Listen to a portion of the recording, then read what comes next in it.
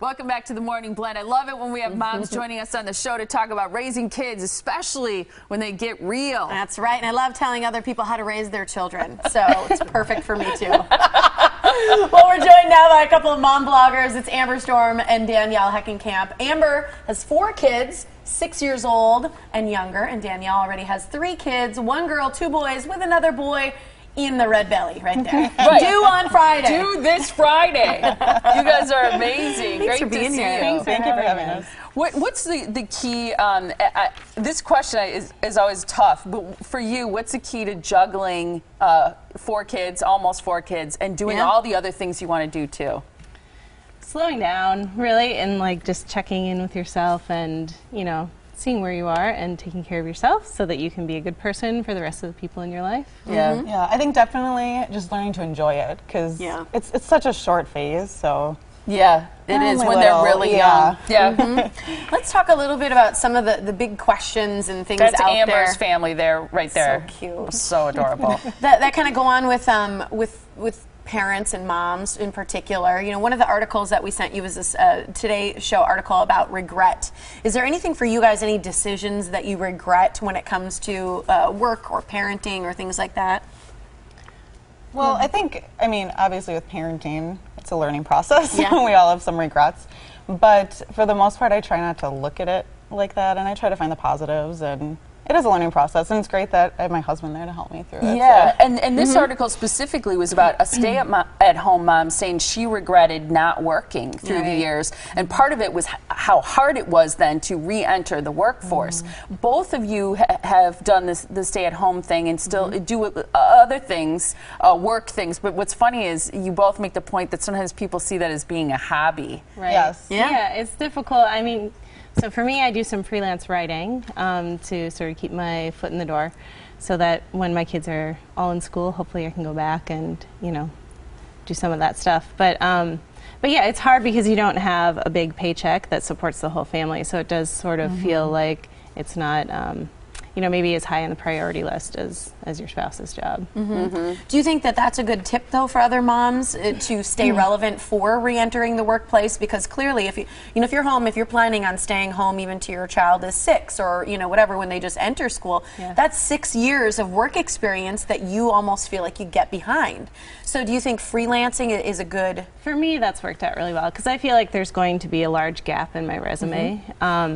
And, you know, I've tried volunteering, and I finally just now found an opportunity that works for me. It takes a long time, though, when your kids are really little. I mean, you don't really have time for anything. Yeah. You know? So for me, you know, it's taken a while, but now I'm starting to do more writing and volunteering and just, you know, like meeting people that I'll eventually want to work with someday, just trying to get out there and do more things.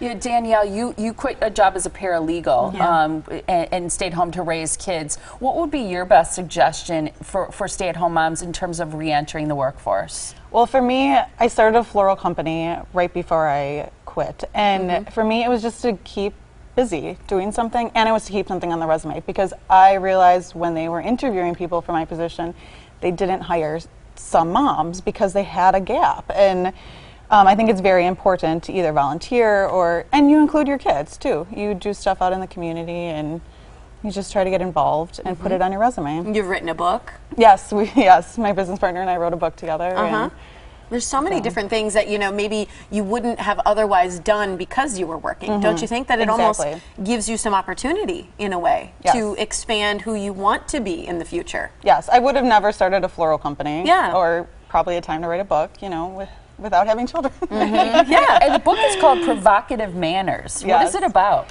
It's about it's pretty much the lack of common sense nowadays, and therefore the lack of manners.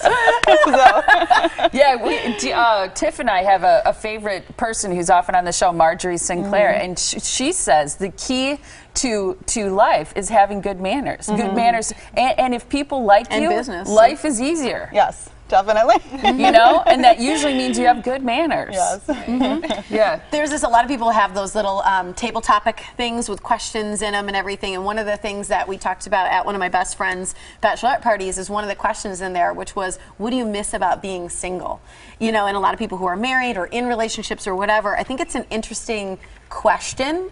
And for you, I thought, Danielle, your answer was really interesting. What do you miss about being single? Because it's I miss taking naps, but that wasn't. That is an awesome answer. That wasn't even when I was single. I mean, when my husband and I, before we had kids, we'd watch the Packer game and take a nap. Yes. So it was the kids that. I took a nap yesterday during the Packer game. My best friend from high school just said yesterday, this is not true for me. I do sometimes take naps now more than when my kids were young, but she said she has not napped since her kids were born. So her oldest is almost 16. So she has not taken a nap in 16 years. See, I'm going to go right back to that as soon as I get. How about you, Amber? What do you miss about being single? I miss just being on my own schedule right now. In order to go to the grocery store, which is basically a chore, it's not a luxury, I have to take 5 other people's schedule into consideration and work that in. So I miss just being able to like go for a walk and maybe end up at a coffee shop and not have to worry about getting home in time.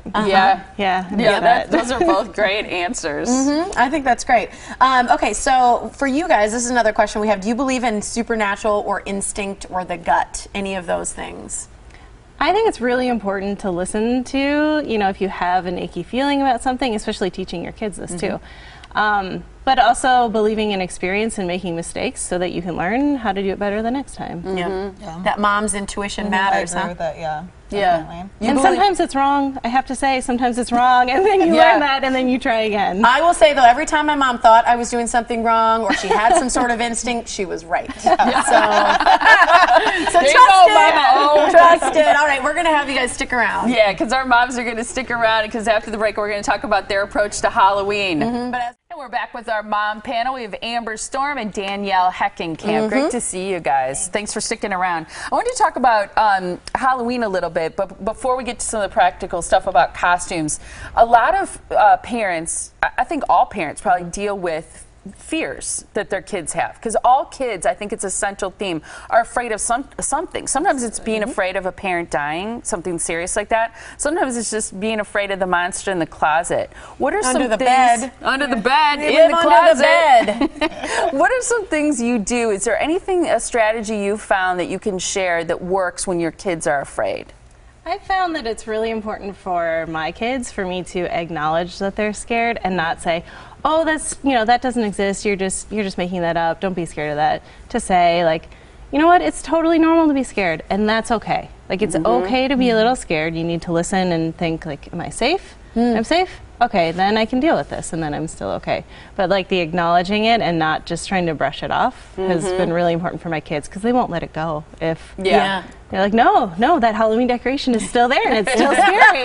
It's still freaking me out. How about you? I definitely agree with that, and I think also just giving them a hug and knowing you're there, because they're little kids and you're their security blanket. So. Yeah, one of the things I think too, I think validating is super important, and I think sometimes where it crosses the line is, like, let's say it's a child who's afraid a lot at night or something like that. If you allow them to sleep in your bed, for example, if you do that once, but then after that you encourage them to go back to their own bed or something, whatever your idea is as parenting. People have different opinions about kids sleeping with you, but I think it's helping them cope and validating them, but also trying to give them some coping strategies too. Right. And one thing that's worked really well for specifically one of my kids is she was sort of afraid of being lonely or not being around me when I'm gone. And we talk about how I'm always in your heart. You're always in my heart. Like, even when we're not together, we can still think of each other and we can still be with each other, even though we're not next to each other.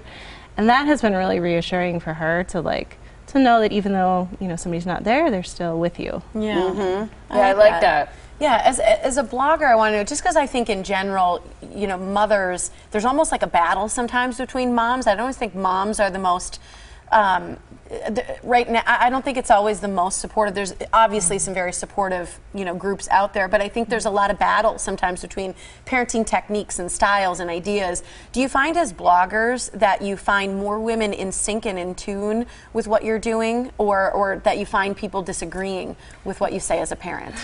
I'm seeing a shift, honestly. More like even today, talking about working versus not working, it wasn't presented as a debate. It was a conversation about what works for you. And I'm definitely seeing a lot of support out there for, you know what, we are all doing the best we can, and let's like help each other out with Yeah. that instead of judging other people for what they should be doing. I think there's a shift. I think that's huge. And is that part of why you do this Mom's Night Out? Because you have an event Saturday. Your next one is Saturday, November 21st from 6:30 to 9. It's at Elm Grove Art, which is great, where you do art classes and craft classes, which you started. But the point is to get moms together, whether they stay at home, work, whatever, and just have a good time together and support each other, right? Yeah, the last one we did, it was surprising, but it shouldn't be surprising. We all have the same struggles, whether you work or whether you stay home. And so it was great just bonding and talking about it and then getting to do our project together. Right. And drink some wine and beer. And That too. Can't complain. Yeah, exactly. All right, so Halloween, we got to know, what's your strategy when it comes to costumes? Because, you know, some people go all out, other people, you know, try and make the homemade. So where's your Halloween costume strategy? Well, it's funny that you're asking me because my kids are digging in their dress-up box for Halloween costumes this year. I've been either hugely pregnant or had a newborn for the past 6 years around Halloween, so we haven't done anything.